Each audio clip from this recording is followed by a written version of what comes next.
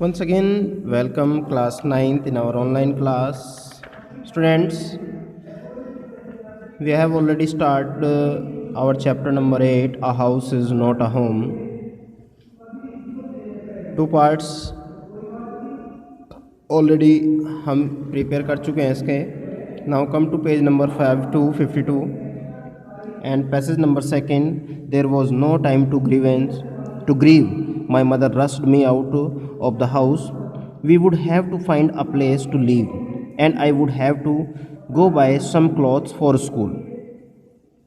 सब कुछ जैसा कि आपने पहले पढ़ चुके हैं, सब कुछ उनका नष्ट हो जाता है. घर, जो भी उनकी बिलोंगिंग्स थी, केवल भाग दौड़ करके जो भी उसकी माताजी ने बचाया था, केवल वही उनके पास बच जाता है. अदरवाइज सब कुछ जल के राख हो जाता है. तो समय नहीं था दुख प्रकट करने का. उनकी माताजी ने thrust me out of the house. We would have to find a place to live. अब उनको रहने के लिए एक सुरक्षित स्थान चाहिए था. And I would have to go buy some clothes. मुझे जाना था कुछ कपड़े खरीदने के लिए. फॉर स्कूल्स के लिए. We had to borrow money from my grandparents because there were no credit cards, cash और even my identification to be able to withdraw money from the bank. Everything had gone up in smoke. अब ये सब चीज़ें करने के लिए उनको पैसे की, धन की आवश्यकता थी. तो इसलिए उन्होंने हेल्प ली अपने ग्रैंड पेरेंट्स से, क्योंकि ना तो क्रेडिट कार्ड्स उनके पास थे, ना ही कैश बचा था उनके पास, और ना ही कोई आइडेंटिफिकेशन बची थी जिसके हेल्प से वो बैंक से धन निकाल सकें, लोन ले सकें. Everything had gone up in A smoke. सब कुछ जल के राख हो गया था, धुआं बन गया था सभी चीज़ों का. That week, the trouble that used to be our houses was being cleared off the load.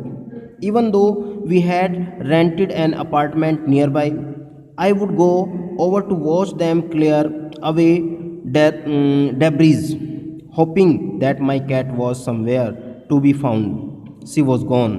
I kept thinking about her as that vulnerable little kitten in the early morning when I would disturb her and get out of bed. She would tag along after me, climb up my robe and crawl into my pocket to fall asleep. I was missing her terribly. अब वो सप्ताह उनके लिए काफ़ी दुख भरा रहा. उसने अपनी जो उसकी कैट थी जो मिस हो चुकी थी, आसपास के अपार्टमेंट्स में उन्होंने एक अपार्टमेंट ले लिया था पास में ही रहने के लिए किराए पर. वहाँ पर उसकी खोज भी की, उसको देखता रहा. तो ये अपने आसपास देखने की कोशिश करता है कि कहीं से वो उसको मिल जाए वापस, और याद करता है उन पुराने दिनों को कि किस प्रकार से वो उसको परेशान करता था. सुबह उसको उठाता था, अपनी पॉकेट में उसको रख लिया करता था, क्योंकि छोटी होती है साइज़ में, और वो उसकी पॉकेट में सो भी जाया करती थी. It always seem that bad news spreads quickly, and in my case it was no different. Everyone in high school, including the teacher, was aware of my plight. I was embraced as if somehow I was responsible. What a way to start off at a new school.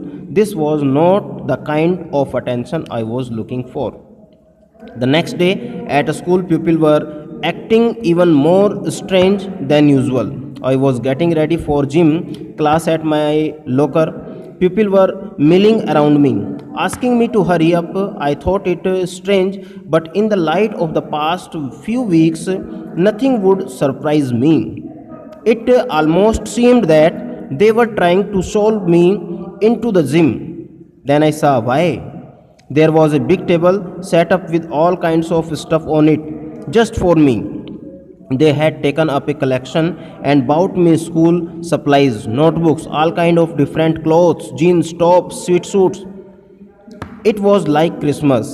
I was overcome by emotions. People who had never spoken to me before were coming up to me to introduce themselves. I got all kinds of invitations to their houses. Their Jenny's outpouring of concern really touched me. In that instant, I finally breathed a sigh of relief and thought for the first time that things were going to be okay. I made friends that day. अब ये school का atmosphere जो उसको बिल्कुल अजनबी लगता था,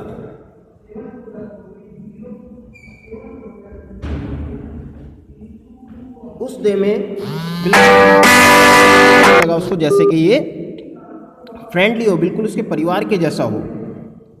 तो ये बता रहा है कि बुरी खबरें अच्छी खबरों की अपेक्षा कहीं जल्दी फैलती हैं। तो ये मेरे घर के बारे में भी जो खबर थी इसी तरह से आग की तरह फैल जाती है, सभी लोगों को उसके बारे में पता चल जाता है। और ये अपने स्कूल में तैयार था अपनी क्लास के लिए, जिम क्लास के लिए। अगले दिन की बात है, जो लोग थे वो और ज़्यादा स्ट्रेंजर की तरह काम कर रहे थे, उसको देख रहे थे। उस दिन ये अपनी जिम क्लास के जाने के लिए तैयार था, अपने लॉकर के पास जाता है। People were milling around me asking me to hurry up, मुझे बोल रहे थे जल्दी जल्दी करने के लिए कि जल्दी करो जल्दी करो। आई थॉट इट स्ट्रेंज, और जब वो लोग मुझे ऐसा बोल रहे थे तो मुझे और ज़्यादा विचित्र लग रहा था, अजीब लग रहा था। But in the light of the past few weeks nothing would surprise me, क्योंकि पिछले कुछ सप्ताह से जब से मैंने न्यू स्कूल ज्वाइन किया था कोई ऐसी घटना वहाँ पर घटित नहीं हुई थी जो मुझे सरप्राइज करे। It almost seemed that they were trying to show me into the gym. Then I saw why. जब वो सब लोग जल्दी जल्दी हरी अप कर रहे थे तो मैंने उनसे पूछा कि भाई क्यों जल्दी क्यों किया जाए। There was a big table set up with all kinds of stuff on it. जैसे ही जिम क्लास के लिए गए तो वहाँ पर एक बड़ी सी टेबल पर एक बड़ा सा सेटअप लगाया गया था और बहुत सारे तरह की चीज़ें वहाँ पर रखी हुई थी। और वो सब किसके लिए थी? जस्ट फॉर मी, वो सिर्फ मेरे लिए थी। They had taken up a collection and bought me school supplies. उन्होंने एक कलेक्शन किया था, स्कूल से रिलेटेड जो चीज़ें थी वो उसमें रखी हुई थी, नोटबुक्स थी और सभी प्रकार के कपड़े, जीन्स टॉप, स्वीट सूट्स, तो जितनी भी थी उन सब लोगों ने इकट्ठा किया था सिर्फ मेरे और मेरे लिए। It was like a Christmas, और एक क्रिसमस के जैसा माहौल बना हुआ था। I was overcome by emotions, मैं भावनाओं में बह रहा था।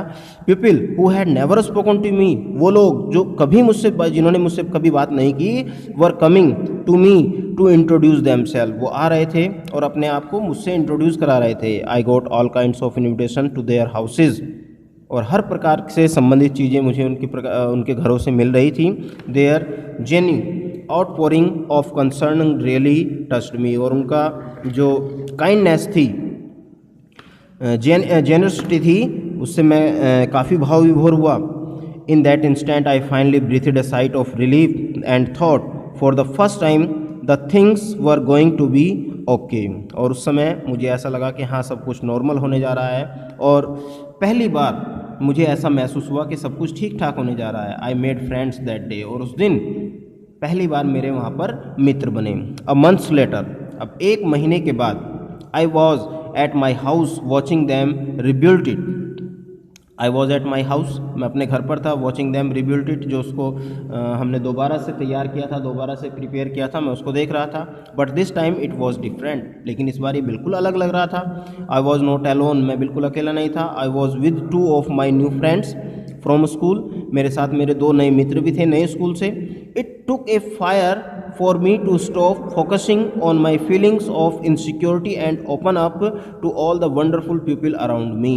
Now I was sitting there watching my house being rebuilt when I realized my life was doing the same things. एक बार अब वो बिल्कुल भी अकेला फील नहीं करता, इनसिक्योरिटी फील नहीं कर रहा था बिल्कुल भी, क्योंकि उसके साथ नए लोग जुड़ चुके थे। वो उसके साथ कंधे से कंधा मिलाकर काम भी कर रहे थे, देख रहे थे, और इसको रियलाइज़ भी हो रहा था इस चीज़ के बारे में कि was doing the same thing, से एक बार फिर जीवन उसी पटरी पर वापस लौट रहा है। While we sat there on the curb planning my new bedroom, I heard someone walk up to me from behind and say, does this belongs to you. और उसी से एक दिन की बात है जब ये अपने कर्ब गार्डन में बैठकर प्लानिंग कर रहा था अपने बेडरूम की कि किस प्रकार से उसको डेकोरेट करना है, तभी उसने अपने पीछे से एक आवाज़ सुनी और जो कह रहे थे, does this belongs to you, क्या ये तुमसे संबंधित है, क्या ये तुम्हारा है। When I turned around to see who it was, जब मैं पीछे मुड़ा और देखने के लिए कि क्या है, I could not believe my eyes, मैं अपनी आंखों पर विश्वास नहीं कर सका। A woman was standing there holding my cat, एक स्त्री, एक महिला कैट को हमारी कैट को पकड़े हुए खड़ी थी। I leapt up and grabbed her out of the woman's arm, मैं उठा दौड़कर मैंने उसको उस महिला की हाथों से अपनी गोद में ले लिया। I held her close to me and carried into a beautiful orange fur sea pod happily, my friends were hugging me, hugging the cat and jumping around, खुशी के मारे झूम उठा।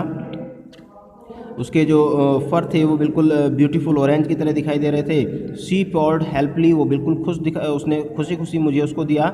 और मेरे जो फ्रेंड्स थे उन्होंने भी मुझे हक किया, मैंने उनको हक किया और साथ के साथ अपनी कैट को भी हक किया।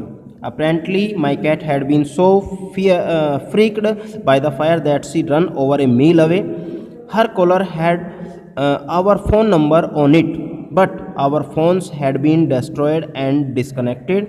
This wonderful woman took her in and worked hard to find out whose cat it was. Somehow she knew that this cat was loved and sorely missed. अब ये डर के मारे जैसे ही आग लगी वहाँ पर, तो ये कुछ मील की दूरी पर भाग गई थी आग लगते ही। और जो उसका कॉलर था वो भी फ़ोन नंबर इसके साथ रखा हुआ था, लेकिन वो फ़ोन्स भी डिस्ट्रॉय हो गया आग के कारण। जो फ़ोन नंबर्स थे वो सभी डिस्कनेक्ट हो गए। और ये महिला जिनके पास ये पहुंची, इन्होंने उसको उठा लिया या उनके पास ये पहुंच गई और बड़ी कठिन परिश्रम के कारण के साथ ये उसके वास्तविक मालिक को जान पाई और बड़ी मुश्किल से इन्होंने उसके लव्ड वंस के पास वापस पहुंचाया। As I sat there with my friends and my cat curled up in my lap, all the overwhelming feelings of loss and tragedy seem to diminish. और जब मैं अपने मित्रों के साथ, अपनी प्यारी बिल्ली के साथ वापस बैठता हूँ तो मुझे ऐसा लगता है एक बार कि जितनी भी जो पुरानी ट्रेजेडी थी, जितना भी नुकसान हमें हुआ है, शायद वो सब का सब वापस हो गया। I felt gratitude of my life, my new friends, the kindness of a stranger and the loud purr of my beloved cat. My cat was back and so was I. और जब मैं मित्रों के साथ बैठा तो मुझे उन सब का आभार कि उन्होंने मेरे जीवन के लिए कितना कुछ किया है, मेरे जीवन को वापस पटरी पर लाने के लिए कितना कुछ किया है। उनकी दयालुता और उनका अजीबपन जो मुझे बिल्कुल खाया जा रहा था कि भाई सब नई चीज़ हैं, किस प्रकार से मैं उनके साथ एडजस्ट हो पाऊँगा। और अपनी बिल्ली के प्रति भी मेरा आभार। और माई कैट वॉज बैक, उसकी जो बिल्ली थी वो वापस आ चुकी थी। और सो वॉज आई, और इसी प्रकार से मैं भी अपने उसमें वापस आ चुका था। तो बेटे ये आपका चैप्टर कंप्लीट हुआ। आज 3 पार्ट्स में आपका चैप्टर कंप्लीट हुआ। आई होप आप लोग समझ में आया होगा। और आप एक बार फिर इसको फर्स्ट टू लास्ट अच्छी तरह से रीडिंग अवश्य कर लें। नेक्स्ट टर्न पे हम इसके इसके जो रिलेटेड क्वेश्चन आंसर है उनको करेंगे। आज के लिए इतना ही। ओके एंड बाय बेटे।